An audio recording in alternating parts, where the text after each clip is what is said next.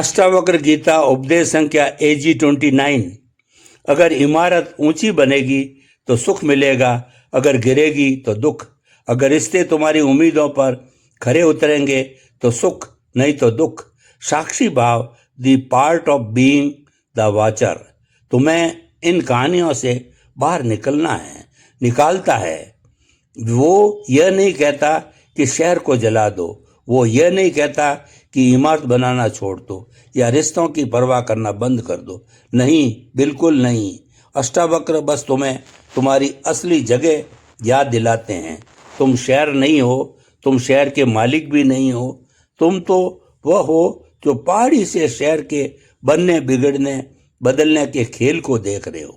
यह कोई फिलॉसफी की बात नहीं जिसे सुनकर भूल जाना है। यह एक 24/7 की प्रैक्टिस है। इसे अपनी रोज की जिंदगी में उतार कर देखो। तुम्हारे बॉस ने मीटिंग में सबके सामने तुम्हारी बेइज्जती कर दी, तुम्हें नीचा दिखाया।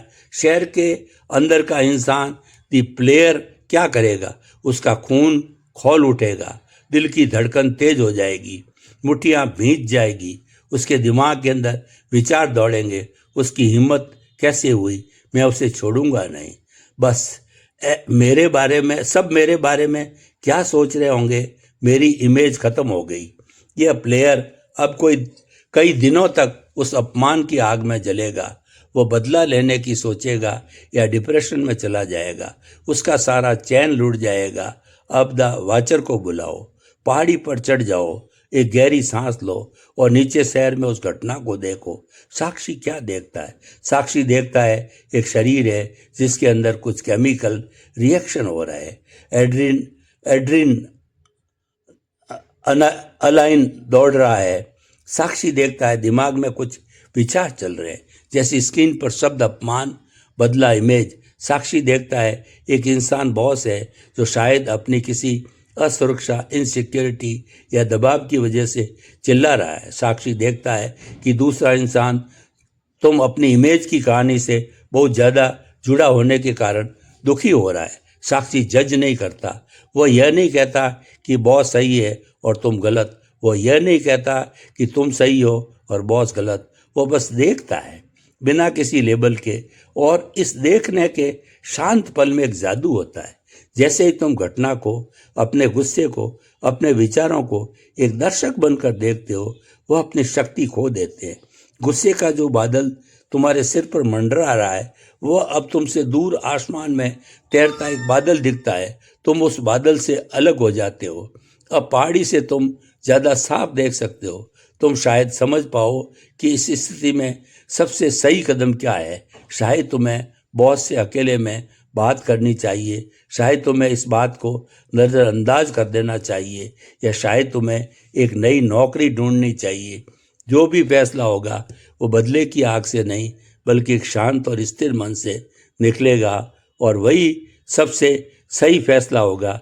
तुम्हारे पार्टनर ने तुमसे कुछ ऐसा कह दिया कि जिससे तुम्हें गहरा दुख पहुंचा। द प्लेयर क्या महसूस करता है? मुझे धोखा मिला, मुझे समझा नहीं गया, मैंने इतना कुछ किया और बदले में मुझे यह मिला।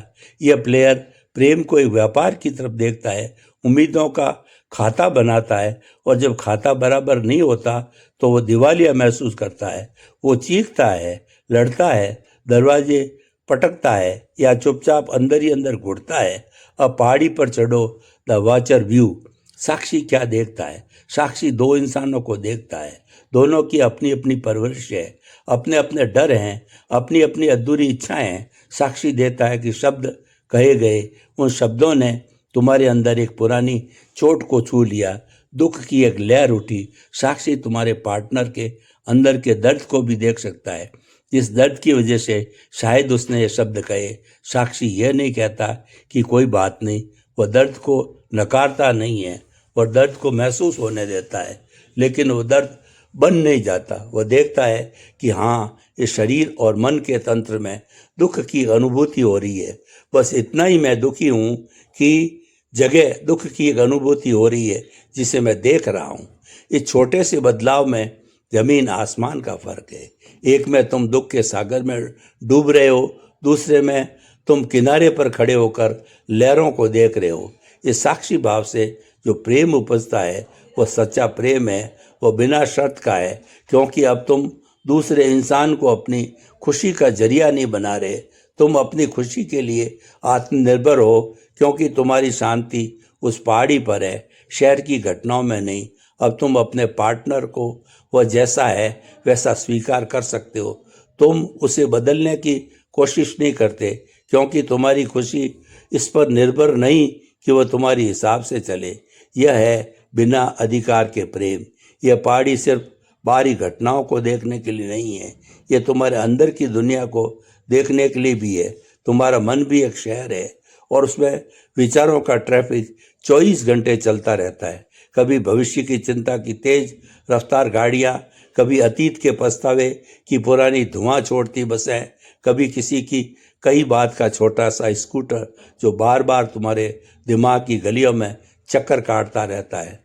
तुम क्या करते हो? तुम्हारा हर गाड़ी के पीछे भागते हो। चिंता की गाड़ी आती है, तुम उसमें बैठ जाते हो और भविष्य के अनजाने स्टेशनों तक घूमते रहते हो।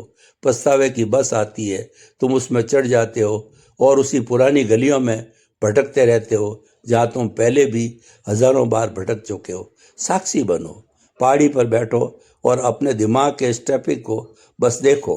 विचार आ रहे हैं, जा रहे हैं, उन्हें रोको मत, उनसे लड़ो मत, बस देखो।